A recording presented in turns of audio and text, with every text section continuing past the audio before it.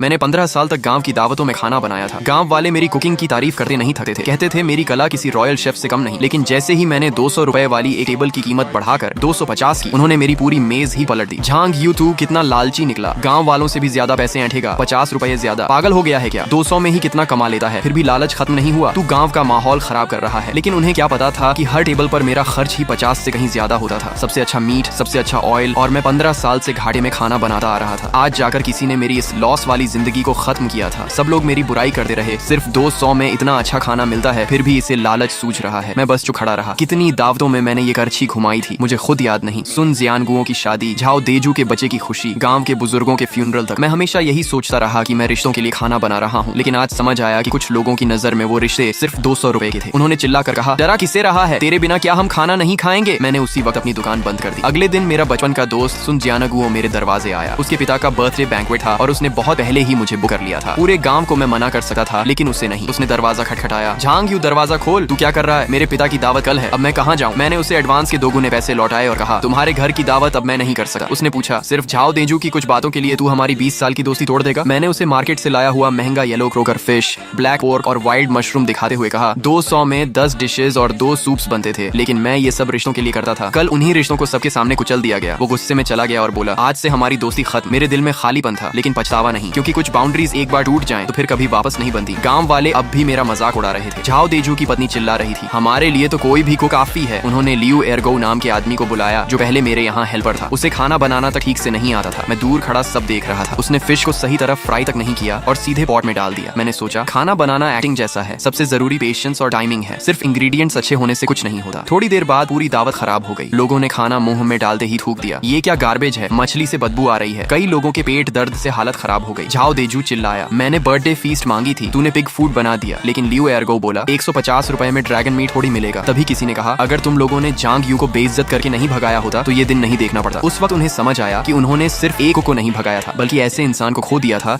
जो 200 रुपए में 500 रुपए जैसा स्वाद देता था। उसी रात गांव के लोग मेरे पास वापस आए। झाओ देजू बोला, उस दिन मैंने शराब पी रखी थी, बात ज्यादा हो गई, दिल पर मत ले। मैंने कहा, दिल पर नहीं लिया, लेकिन हिसाब की किताब में जरूर लिख लिया।